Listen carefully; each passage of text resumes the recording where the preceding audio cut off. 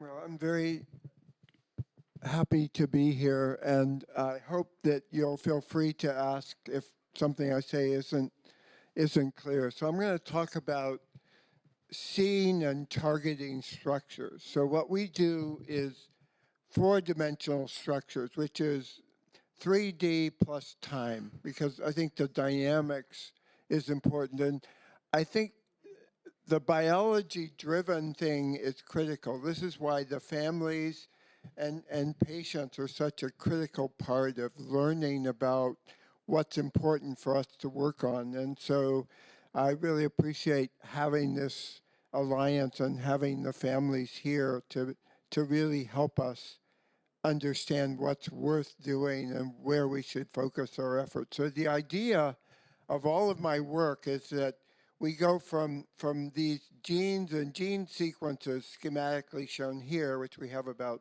20,000 in people, to three-dimensional structures, but beyond that to assemblies and interactomes and networks. So if you see from CHAMP1, it's interacting with many different things and different processes. So we can understand that the way we understand you. I mean, you're not just in this room, you also can drive a car, or go to work, or do other things. So these proteins have different functions depending on where they are and what they're doing. And we go from molecules to cells. So with this FLIM technique, fluorescence lifetime, we can look at how you excite one protein and that transfers energy to another one. So at this, you can look at nanosecond kind of timescales of how things interact.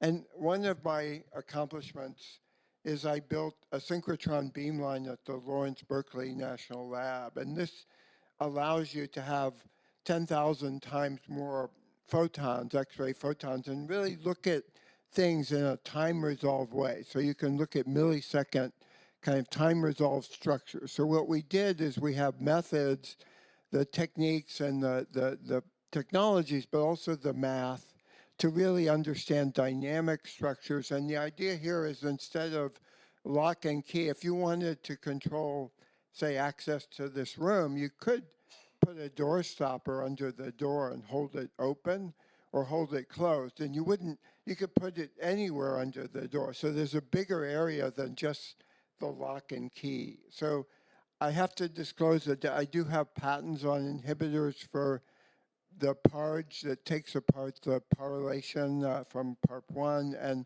also this GRAB2 adapter that I think has analogies to CHAMP1 that I'm going to talk about. So the idea is if you think about DNA damage responses and work by many of the CHAMP1 researchers, the only FDA approved drug for DNA damage responses currently is the PARP inhibitors. But what Katerina and other people have talked about are really the BRCA networks that involve MR11 and these NADH signaling and effector complexes. And so I'm going to extend that to all the way to the mitochondria with this apoptosis-inducing factor complex with something that assembles all of the OXPHOS complexes in the mitochondria, complex 1, 2, 3, and 4, the CHCHD4, and also talk about how ligands like NADH may overcome patient mutations. And we can think about that for designing things for CHAMP1. And then I want to go back to the MR11 networks that are part of the PARylation response and consider this adapter called DRB2. I'm going to call it GRAB2. It has these domains that bind phosphoproteins and also that bind proline-rich motifs. So these SH2, SH3 domains, there are hundreds of them in humans. So they're considered undruggable, but yet we've developed inhibitors that are specific for this. So I think this is what we're interested in trying to do for CHAMP1. So my acknowledgements are that we do biology-driven structures, so this really depends on our collaborators like Katerina Schlacker and her lab, and my team here. I'm going to talk about work particularly by Zamal Ahmed and Chris Brozzi. And the idea is that all of these structures here are related to this DNA damage response that involves breaks and replication forks. So we've done structures with Katerina of the BRCA2 CTUR, RAD51, the RAD51C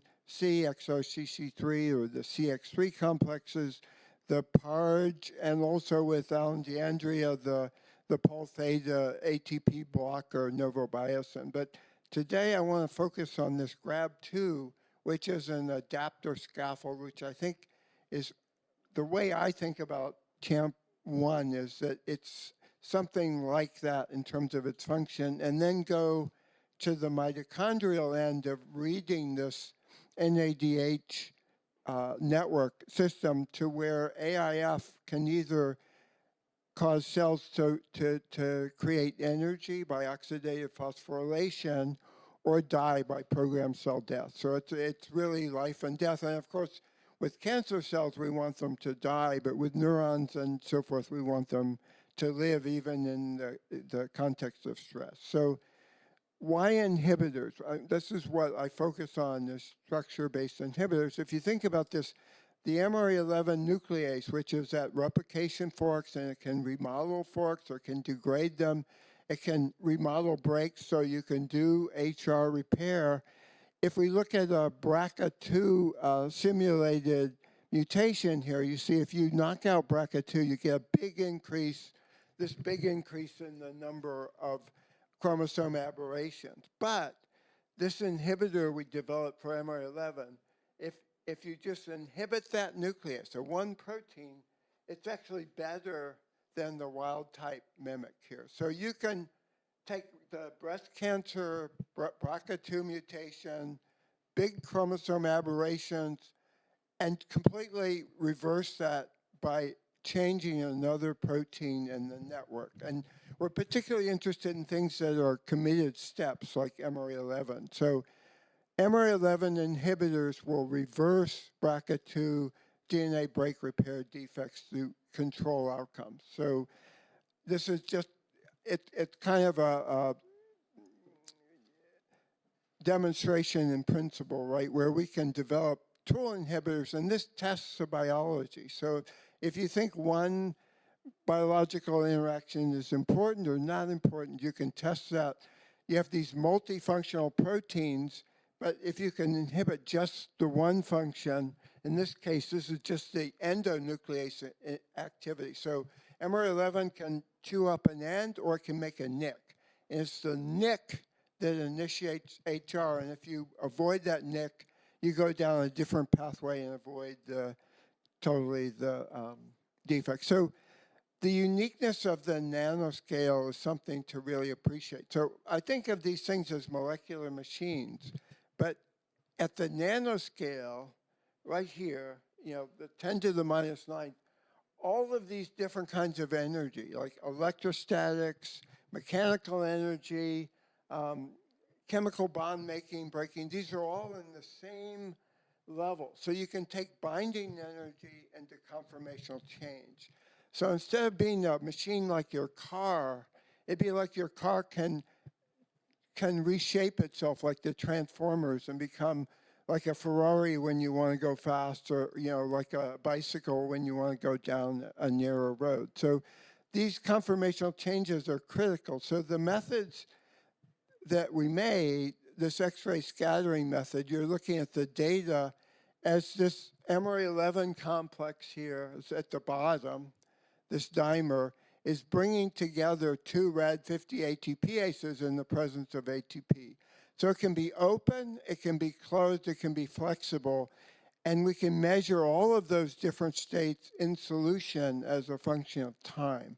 So the notion is simple. If we can harness and target the uniqueness of the nanoscale, so we can take and block the MR11 RAD50 open or closed, then we can control outcomes. So that's so why are enzymes bigger than their catalytic sites? It's also, why did these pathways go in one direction? If you have a 14-step DNA repair pathway, if you think of enzymes as a catalyst, and the catalyst lowers the transition state energy, so the reaction goes faster, it would also go faster back the other way. So if you had a reaction that goes faster but back and faster but back, you would never have a direction. You would never go in one direction. So it's these conformational changes, because when you bind ATP, the state is different. So it can't go backwards because the shape is different. So that's the secret to the nanoscale. And if you think about the GRAB2, it has this SH2 domain that binds the MR11 nuclease and also histones. Remember that CHAMP1 is a histone binder. It also has SH3 domains that bind RPA and bind replication forks like PCNA. And I won't go through these measurements, but we can take for each of these and measure biophysically exactly what the binding affinity for these things are, and we can make mutants and see what that does. And here's the key aspect of my talk I want you to look at. If you look at what happens with GRAB2, it's if you not have it, you get this very fast, this is time in minutes, this very fast accumulation of MR11 at the damage.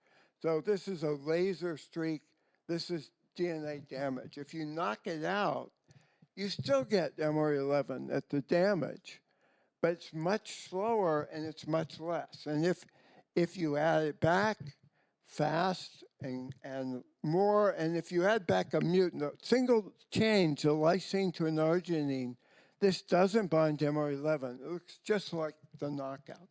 So if you look at that in terms of this graph, what you see is with time, if you have the adapter, you get a fast slope and then it goes to a higher level. Whereas if you don't have it, it still goes there, it still works.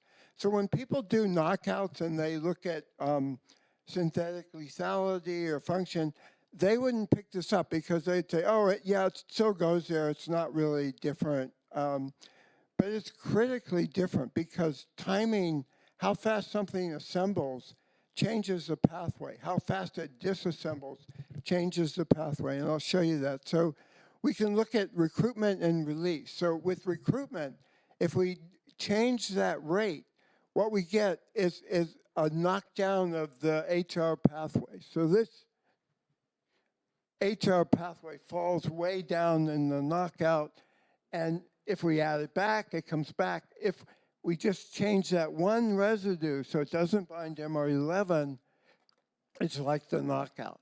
And the only thing that goes up when you do this is this alternative end joining repair, and that's not dependent on the GRAB2. That's dependent on XRCC1, a different adapter. So the way the same protein can have different functions, it's different complexes, it's different partners, it's different adapters. So if you don't recruit it, you don't get HR at all. You get a completely different pathway. So even though it goes there, it doesn't go there fast enough and enough.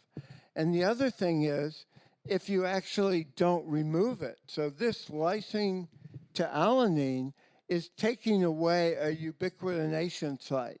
And remember, CHAMP1 is also ubiquitinated. So I think what ubiquitination can do in this case is it releases the MR11. So you have to take MR11 to the histone and then release it so it can be active as a nuclease. So, and this repair process is actually fundamentally important all the way up into the animal. So if we look at a mouse and we look at the knockout, what we see is for tumors, I'm going to show you that in a minute, tumors, cytotoxic T cells, cells that are going to kill the tumor, come into the area in the presence of a PARP inhibitor. So if we look at this knockdown of the GRAB2, this end thing right over here, versus this, what it's telling you that when you knock down GRAB2 in the presence of this PARP inhibitor, the fluorescence is a metastatic ovarian cancer.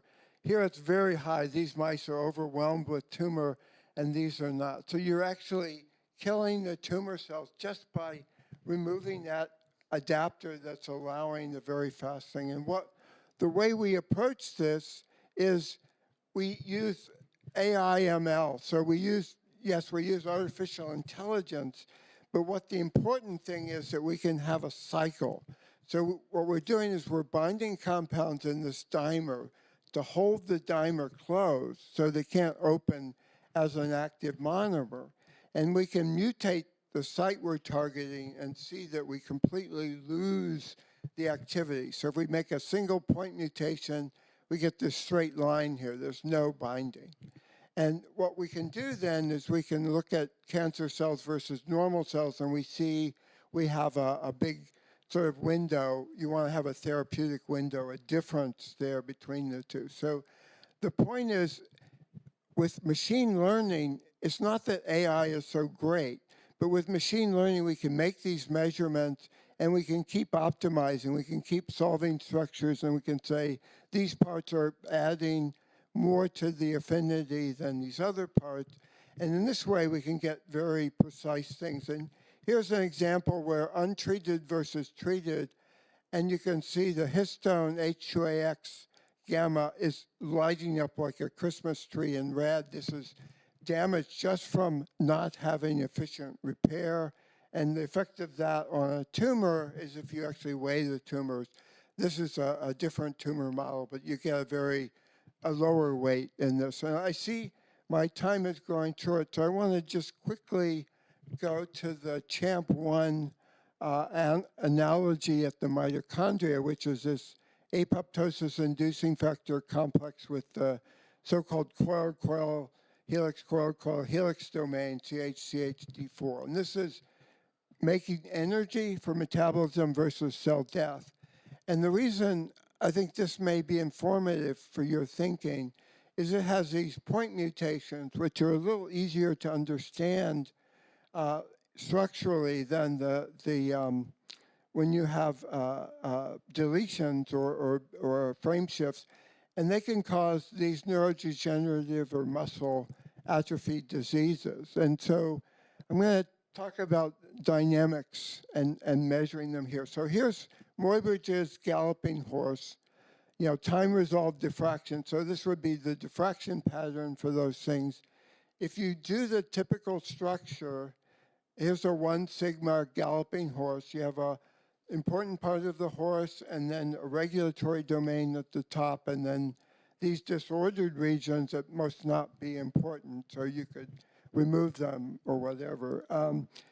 The point is that dynamicity or disorder is not noise. That's really function. You need to measure those, and X-ray scattering lets us measure all of the positions of the legs, even though they're not equilibrium structures. And so the difference is in the Sachs experiment, we add all these up and we see that there are all these possible conformational states. And that's lost even in cryo-EM reconstruction because you do the class averaging. So from the sequence databases, we can see that disordered regions are frequently mutated in cancer, where we have a lot of sequence information. Now, I won't go through this, but we can use the Sachs to make comprehensive heat maps and show objectively, quantitatively in blue that all these different mutants or inhibitor-bound things are similar, and all the things that are red are different. So we can analyze those things, use that to screen chemicals, and define chemicals that will hold it as a monomer, hold it as a dimer, or in between. So we can use this to get time-resolved information on controlling structure. And if we look at these different diseases and we map them along this aromatic pathway here, color-coded, so this pathway, you can see the different diseases mapped and identified here. What you see is that the more central you are to the aromatic relay, the worse the disease. And so what that's teaching us is two things. One is that this relay is important as damaged in many of the severe disease mutations, and less so in the ones that are farther. But we can still form that complex with CHCHD4, and we can compensate for the mutations by adding this natural product, the NADH. So I think I want to just stop here. These were my summaries, but I'm over time, so I want to stop for questions. Thank you for your I hope to get input on how to improve this for CHAMP1. Thank you. Thank you very much.